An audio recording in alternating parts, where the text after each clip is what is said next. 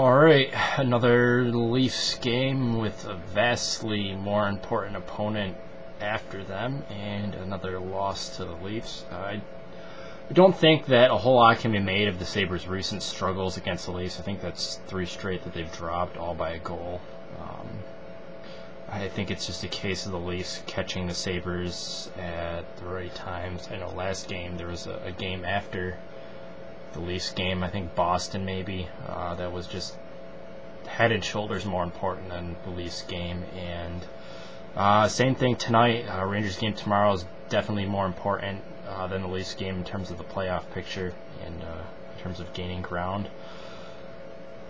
So I don't think the Leafs are necessarily a rising team, at least not as much as people think. I just think that they've been fortunate in when they've met the Sabres, and that's been the difference late in the season. Yeah, the Sabres didn't look great. The defense just looked terrible. Miller looked good after he gave Phaneuf a gimme. Yeah, not quite the effort I expected after a couple days of rest, but there are other factors that go into that as well. There's injuries, there's the officiating, which was terrible. I think it's just been a perfect storm, really, for the Leafs that have enabled them to scrape by the Sabres these last 2 times. And I remain confident in the Sabres' ability. I know the last time they lost a frustrating 4-3 game was against Nashville, and then they beat the shit out of the next 3 opponents. So hopefully that will hold true yet again, especially since one of those opponents is the very team that we're trying to gain ground. Two of the next 3 opponents are teams that we're trying to gain ground on, in the Rangers tomorrow and Carolina on Sunday. And who the hell do we play Saturday? I don't know. I don't have that part of the schedule written down yet. Moving on, my 3 stars for the game. First star I will give to Thomas Vanek. Looked like a force yet again. Second star I will give to Sekera,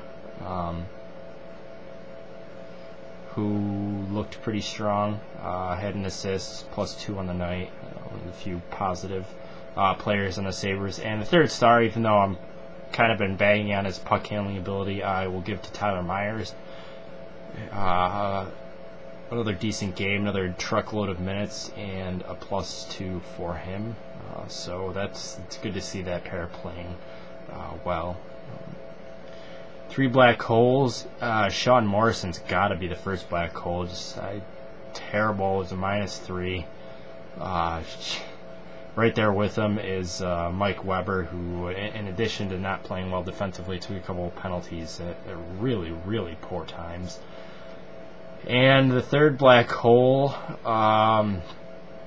yeah, I think I would give it to Paul Gaustad, who was pedestrian on face-offs. Then again, so was the rest of the team. And his line was really ineffective for most of the night, which sucks because it's been one of the better lines for the past few games. So he'll get the third star.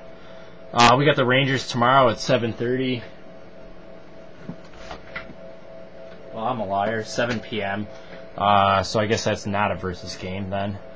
Yeah, Rangers have been hot, but so have the Sabres, and I feel good about tomorrow night's game for some reason. So hopefully that comes to fruition.